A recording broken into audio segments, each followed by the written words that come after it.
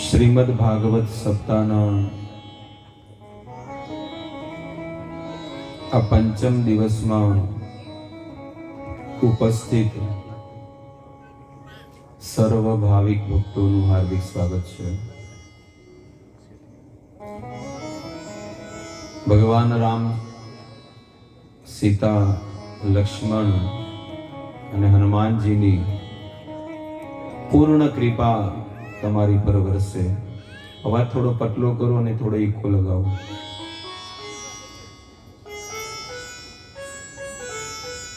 હરે કૃષ્ણ હરે કૃષ્ણ. રાધે શ્યામ. હજી પતલો કરો અવાજ થોડો.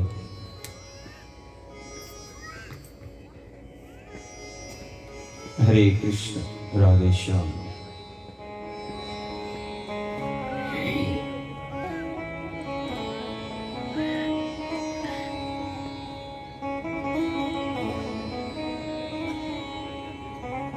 ભગવાનના ઉત્સવ સંસારના જીવો મનાવે છે. જ્યારે કોઈ ભક્ત ભગવાનનો ઉત્સવ મનાવે તો ભગવાન પણ એ ભક્તનો પોતાના ધામમાં ઉત્સવ મનાવે છે. એટલે બહુ ઉત્સાહપૂર્વક આ ભગવત કાર્યમાં ભગવાન રામ જન્મની અંદર બધા લોકોએ લાભ લેવો જોઈએ.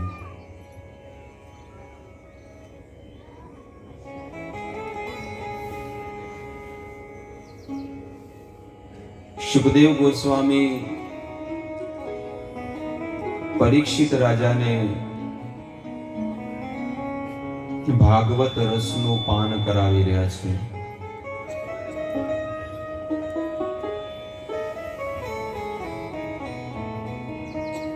નારદ ઋષિ મુનિ અલગ અલગ મન્વંતરની કથા કરે છે.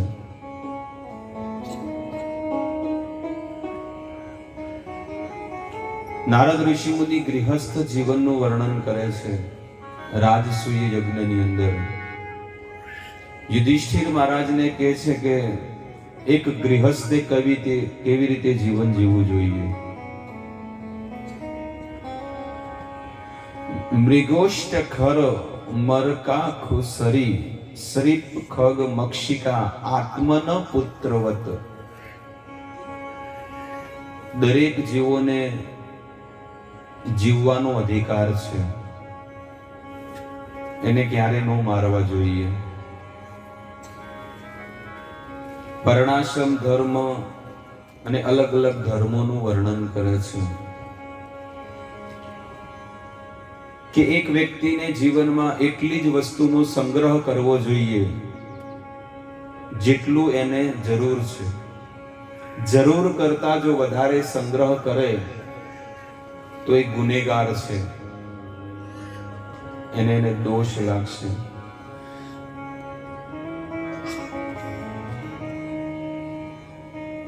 બહુ મોટો દોષ લાગે છે.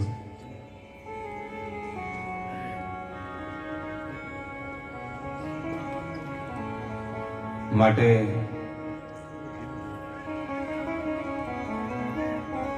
ધ્યાન રાખવું જોઈએ.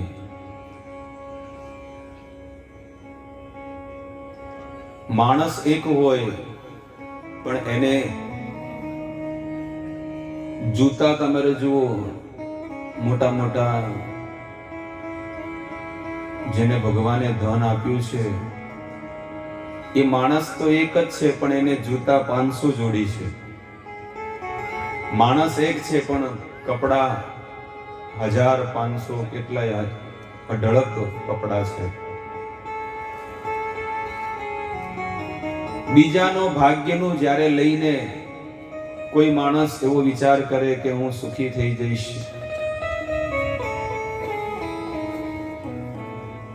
પણ એ ક્યારે સુખી નથી થતો.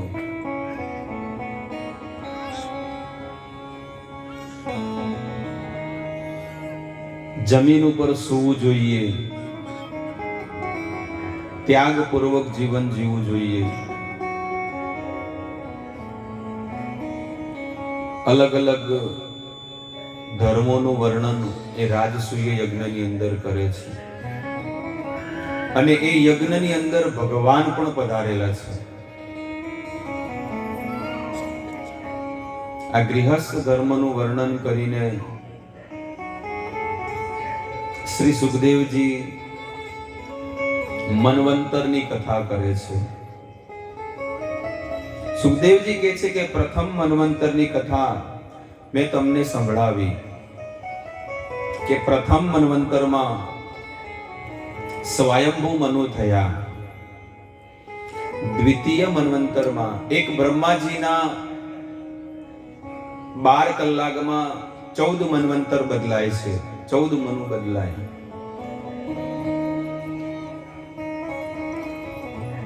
પહેલા મનુનું નામ હતું સ્વયંભૂ મનુ, અને બીજા મન્વંતરમાં મનુ થયા સ્વારોચિષ મનુ, અને એમાં ઇન્દ્ર થયા રોચન, અને એ બીજા મન્વંતરમાં ભગવાનનો અવતાર થયો વિભુ.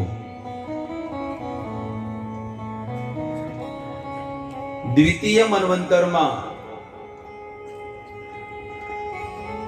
સ્વારોચિષ મનુ, અને તૃતીય મન્વંતરમાં થયા ઉત્તમ મનુ થયા.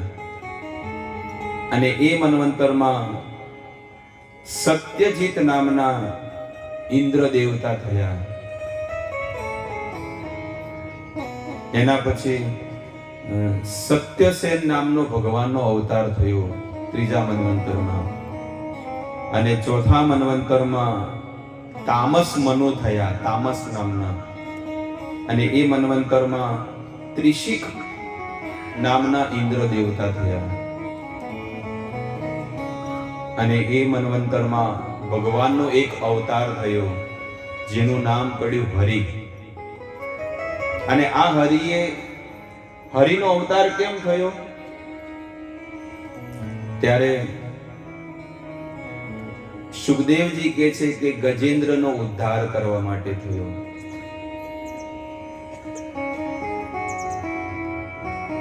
ગજેન્દ્ર ત્રિકૂટ પર્વત પર સ્નાન કરવા માટે, કે ચલો ઉનાળાની સીઝન છે, બહુ તાપ એને લાગતો હતો, તપ્ત થઈ ગયું શરીર. ત્યારે પોતાના પરિવારની સાથે આ ગજેન્દ્ર એ ત્રિકૂટ પર્વત પર, ત્રિકૂટ જ્યાં 3 પ્રકારના પર્વત છે, એક સોનાનો, ચાંદીનો અને લોખંડનો. એ ત્રિકૂટ પર્વત પર એક જળની અંદર ગ્રાહ રહેતો હતો. અને એ ગ્રાહ છે ને આ ગજેન્દ્રને પગમાં પકડી લીધો. જેવો ગજેન્દ્ર એ જળની અંદર જાય સ્નાન કરવા, અને જેવો જળમાં ગયો, જળમાં એને બહુ સ્નાન કર્યું, પોતે સ્નાન કર્યું, પોતાના પરિવારને કે આવી જાઓ, જળમાં આવી જાઓ. ઘરવાળા, પરિવારવાળા બધા ના પાડે કે ના, અમારે નથી નાવું. ત્યારે ગજેન્દ્ર પોતાની સૂંઢથી એ જળ બહાર ફેંકે છે, ફુવારા. પણ એને ક્યાં ખબર હતી કે કાળ આવી રહ્યો છે અને મને ખાઈ જશે. એ ગજેન્દ્રને કાળ ખાઈ રહ્યો છે. મગર જે ગ્રાહના શરીરમાં હતો એને પકડી લીધો.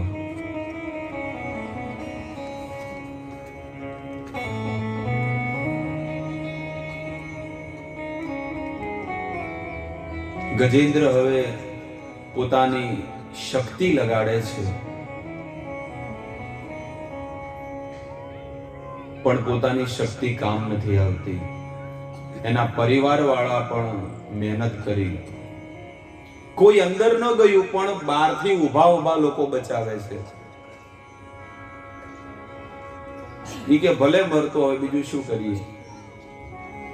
ગજેન્દ્રને બચાવવા માટે એના પરિવાર વાળા કોઈ નહોતું ગયું અને છેવટે એ ગજેન્દ્ર ધીરે ધીરે જળમાં જતો જાય છે.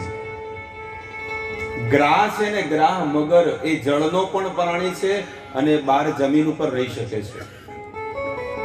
અને ગજેન્દ્ર એ પૃથ્વીનો પ્રાણી છે, એ જળમાં એની શક્તિ ક્ષીણ થઈ જાય છે. આ ગજેન્દ્ર એને પગ ગ્રાહ છે ને, ગજેન્દ્રનો પગ પકડીને ધીરે ધીરે એને ખેંચી રહ્યો છે. નાક કાન બુડક લગે, બધું ડૂબવા લાગ્યું. ધીરે ધીરે એનું આખું શરીર અંગ ડૂબવા લાગ્યું. પરિવાર વાળા બધા લોકો બાર કિનારા પર ઉભા ઉભા જોવે છે એ મોતનો તમાશો, પણ કોઈ બચાવી નથી શકતું. ભક્તો, જેમ માણસને, જેમ ગજેન્દ્રના જીવનમાં આ ઘટના ઘટી છે, એમ મનુષ્યના જીવનમાં પણ આ જ સ્થિતિ છે. ચાહે સ્ત્રી હોય કે પુરુષ હોય, એને પણ જીવનમાં આ જ ઘટના છે કે જ્યારે પથારીમાં પડ્યા હોય હોસ્પિટલમાં, પણ ઘરવાળા બધા બહાર જ હોય, એટલે કે કિનારા પર જ હોય. કોઈ અંદર આવીને એનું દુઃખ નથી લઈ શકતું. કોઈ એમ ન કે ભાઈ આનું દુઃખ મને આપી દો, આનું મોત મને આપી દો, પણ આને જીવવા દો.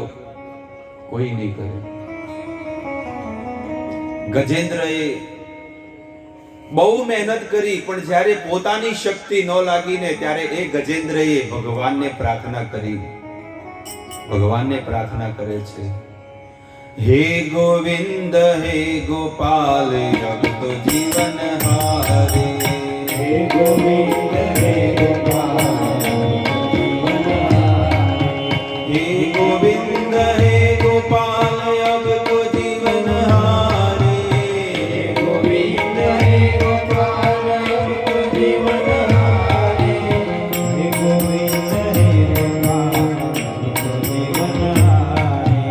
हे गोविंद हे गोपाल अब तो जीवन हारे. हे गोविंद हे गोपाल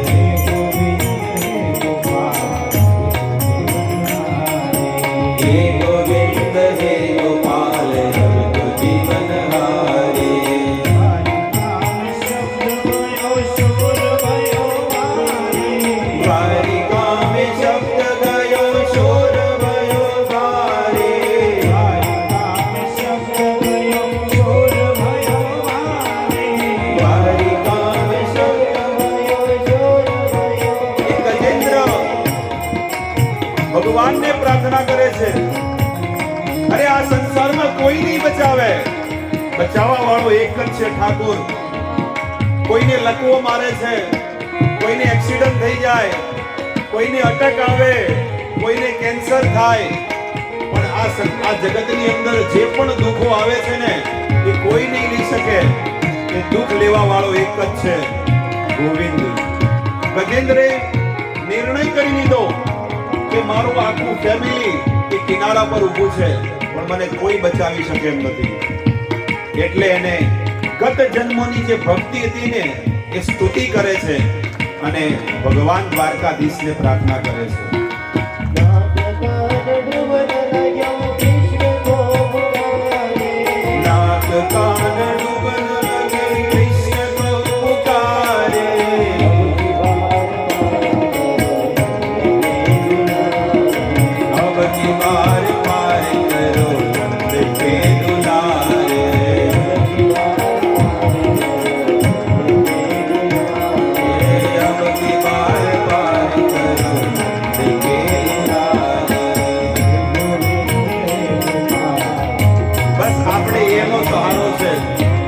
હવે એક તમારો આધાર રે શામળા ગિરનારી.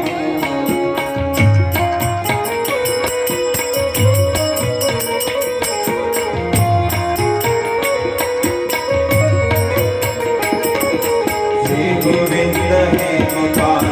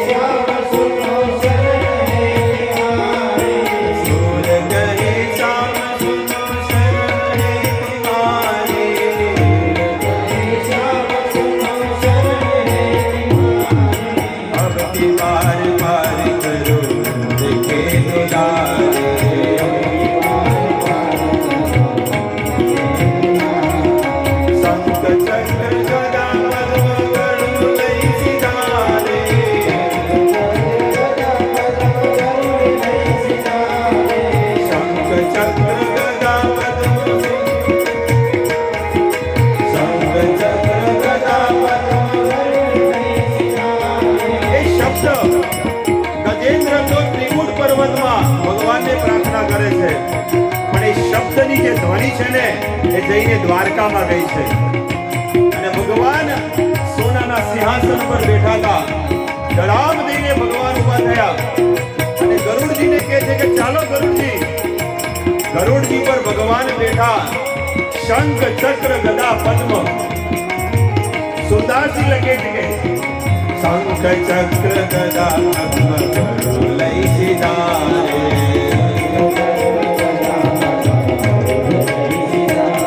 એ ભગવાન દોડ્યા છે અને દોડીને સર્વપ્રથમ ભક્તની નહીં, ભક્તોનો ઉદ્ધાર નથી કર્યો, પણ સૌથી પહેલા એક ગ્રાહનો ઉદ્ધાર કર્યો છે. સંતો એમ પ્રશ્ન કરે છે કે પહેલા તો ગજેન્દ્રનો કરવો જોઈએ. ત્યારે સંતો કહે છે કે ભગવાને એ મગરનો એટલા માટે ઉદ્ધાર કર્યો કારણ કે એ મગરે છે ને ગજેન્દ્રના ચરણ પકડ્યા હતા. એટલે કોઈ ભગવાનના ભક્તના ચરણ પકડે ને તો એનો પહેલો ઉદ્ધાર કરી નાખે ભગવાન. હે ગોવિંદ હે ગોપાલ જીવન હારે.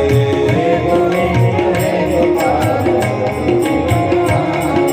હે ગોવિંદ રામ શરણ અમૃત જીવન હારે. ગોવિંદ રામ શરણ અમૃત જીવન હારે. અબકી બાર બાર કરો નંદ કે મુરારે.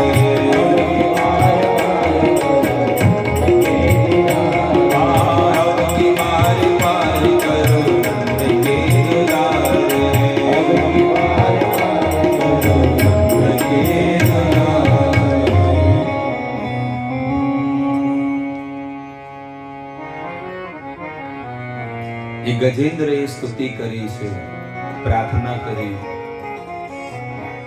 ગજેન્દ્રએ કઈ માળા નથી કરી, પણ ગજેન્દ્રએ સ્તુતિ કરી છે, પ્રાર્થના. એક પશુના શરીરમાં ભક્તો આપણને કંઈક શીખવા મળે છે કે જો એક પશુના શરીરમાં, હાથીના શરીરમાં જો ગજેન્દ્ર હતો તોય એનો કલ્યાણ, એનો ઉદ્ધાર ભગવાને કર્યો. ભગવાને આવીને ગજેન્દ્રનો ઉદ્ધાર પહેલા નો કર્યો, પણ પેલા ગ્રાહનો કર્યો, મગરનો કર્યો. ભગવાન આ જગતના જીવોને શીખવાડે છે કે જે મારા ભક્તના ચરણ પકડે છે ને એનો ઉદ્ધાર હું સૌથી પહેલા કરું છું. ગજેન્દ્ર ગત જન્મનો હુહુ નામનો ગંધર્વ હતો અને આ હાથી એ પણ એક રાજા હતો. આ બંનેને શ્રાપ લાગ્યો હતો.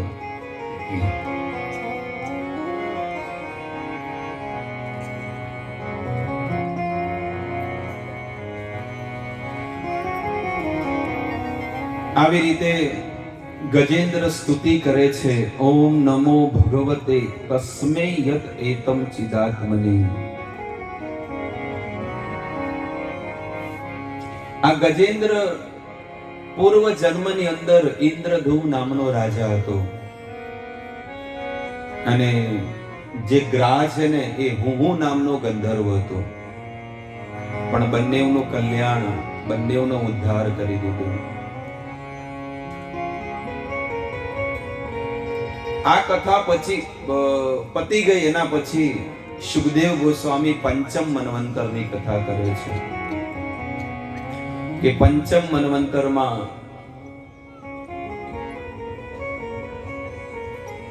પંચમ મન્વંતરના મનુ થયા, રૈવત મનુ, અને એ મન્વંતરમાં ઇન્દ્ર દેવતા વિભુ બન્યા. અને એ પંચમ મન્વંતરમાં ભગવાનનો એક અવતાર થયો પાંચમા મન્વંતરમાં, જેનું નામ છે વૈકુંઠ અવતાર. છઠ્ઠા મન્વંતરમાં ચાક્ષુષ મનુ થયો અને મંત્રધુમ્ન નામનો ઇન્દ્ર દેવતા થયો. અને એ મન્વંતરમાં ભગવાન અજિતનો પ્રાગટ્ય થયું. અજિત ભગવાન પ્રગટ થયા. સમુદ્ર મંથન કર્યું અને દેવતાઓને અમૃતનું પાન કરાવ્યું. સુખદેવજી કહે છે કે ભગવાનનો અવતાર, પરીક્ષિત કે અજિતનો અવતાર ભગવાનનો શા માટે થયો? સુખદેવજી કહે છે કે ભગવાને સમુદ્ર મન્વંથન કરાવ્યું. સમુદ્ર મંથન કરાવીને દેવતાઓને અમૃતનું પાન કરાવ્યું અને અસુરોને કષ્ટ સિવાય કાંઈ ન મળ્યું. દેવતાઓની શક્તિ ક્ષીણ થઈ ગઈ હતી. હે પરીક્ષિત,